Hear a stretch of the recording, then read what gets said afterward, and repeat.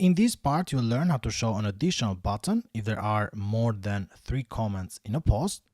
So for that, in the post view, inside the same div, we are going to check for the number of comments. For that, I'll just type in here if the model dot comments dot count is greater than or equal to 3. So if there are 3 or more, then inside here I want to show a div, and to this div I just want to add some padding of 1.5. So for that, class and then padding dash 1.5, and then inside here I just want to show all comments text. Now what this is going to do in the future is that whenever the user clicks this button, we want the user to be redirected to a details page where they can see all the comments.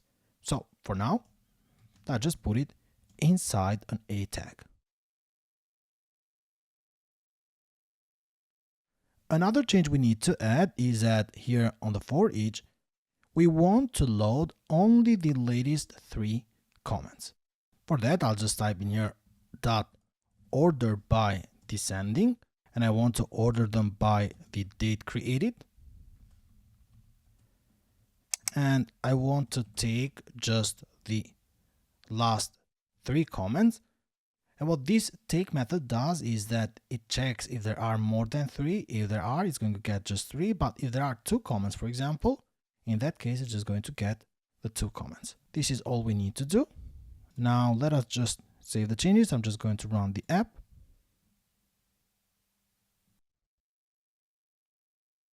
Let me just scroll down.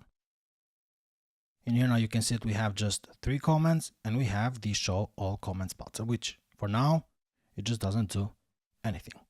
Let me add another comment. This is latest comment, then comment. If I scroll down, here we have the comment and we have just 3. Let us scroll down. This is another comment here, and then comment.